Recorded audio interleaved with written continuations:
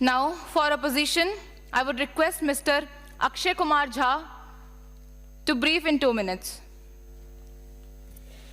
Thank you speaker ma'am. 2047 के विकसित भारत की परिकल्पना करते हुए हम पश्चिमी द्वार से बाहर निकल रहे थे, तभी पूर्वी द्वार में डॉक्टर APJ अब्दुल कलाम ने कहा कि अरे मेरे विकसित भारत 2020 की परिकल्पना को तो एनालिसिस करते जाओ।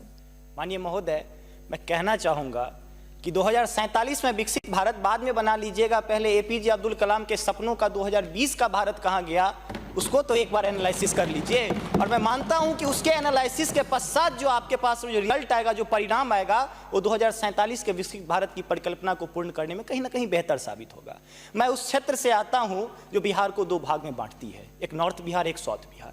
हमारा मिथिला का रीजन 6 महीने बाढ़ के पानी से ग्रसित रहता है। जब मैं राज्य सरकार से पूछता हूं तो कहते हैं कि विदेश का मामला है भैया, नेपाल पानी छोड़ देता है, मैं क्या करूं, उधर से चना डैम बना देता है। अब तो राज्य में भी सरकार आपकी है, केंद्र में भी आपकी है, तो प्रभु कृपया कुछ तो मदद कीजिए।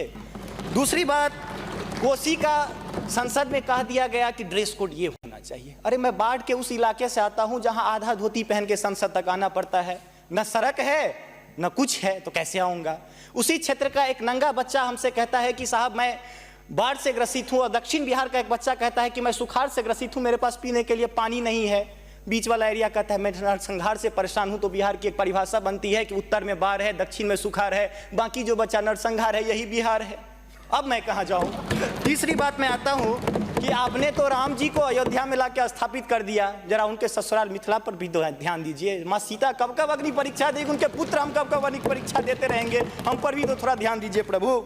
बाढ़ का पानी जब हमारे बिहार से निकलता है तो लगे लगे बंगाल चला जाता है, और जो भी हमारे पास रोजी रोटी रहती है खत्म हो जाती है। तो मेरी पत्नी भी कहती है कि लागल लागल सजन धक्का सलम कलकत्ता चलिए। अब कितना आगे जब आगे आते हैं, और पर्यटन की पर्याप्त संभावना है। एक बार आप कृपा करके देखिए, पर्यटन मंत्री बैठे हुए हैं, अब ताजमहल मुमताज महल की याद में बना, आपने उसको 7वां अजूबा में शामिल कर दिया। अरे हमारे यहाँ गया में दशरथ माँ जी छेनी लेके पूरा पहाड़ तोड़ दिए, इससे बड़ी और क्या बात हो सकती है। उसको पर्यटन के लिए रखिए। और ये जो भूखमरी, बेरोजगारी, अशिक्षित राज्य की जो हम पर वो जो पीठ पर धो रहे हैं, वो हमको इसी तरह की कविता याद दिलाती है कि तू सिंह मारती गैसी, मैं कोने में दुबका बैल प्रिय, मैं पीपल सा सीधा साधा, तुम उस पे लटकी चुड़ैल प्रिय। तो ये अशिक्षा, बेरोजगारी हम पर चुड़ैल की तरह लटकी है।